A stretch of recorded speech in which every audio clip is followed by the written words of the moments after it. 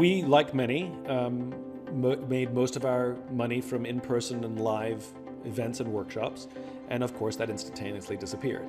And so we, like many, were forced to pivot. And we took advantage of online learning, but we wanted to do it consistent with our own values. We did live classes because we wanted to retain some sort of human connection as opposed to just on-demand classes.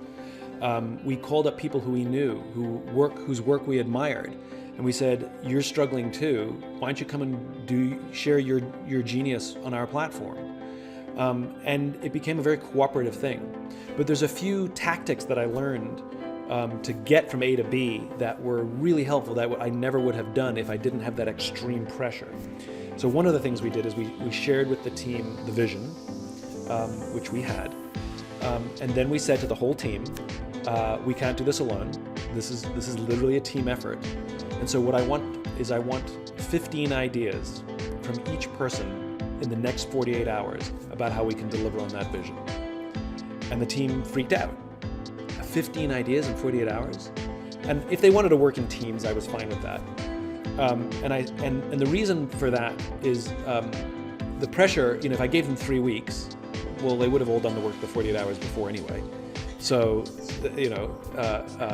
so that was academic.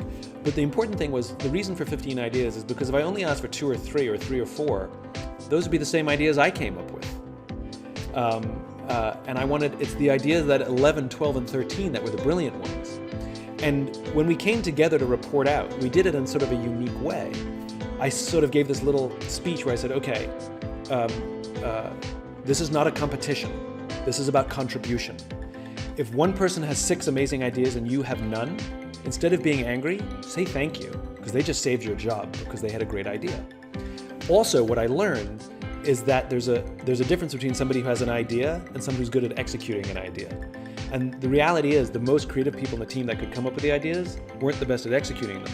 And the ones that didn't have that many ideas, they were great at executing ideas. So it became really interesting to see who were my creators and who were my executors from that one meeting.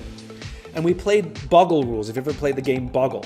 If somebody else has your word, you just skip over it and move on. I said, if somebody says your idea, don't bother saying, well, I had that idea too. I'm not keeping score, I don't care. Simply move on and tell me something else on your list.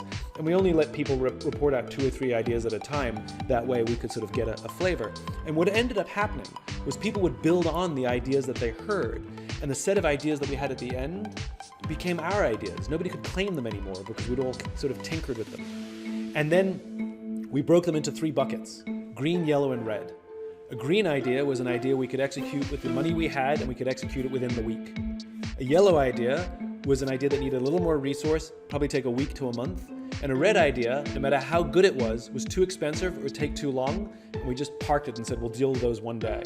And we just took all our green ideas and executed them.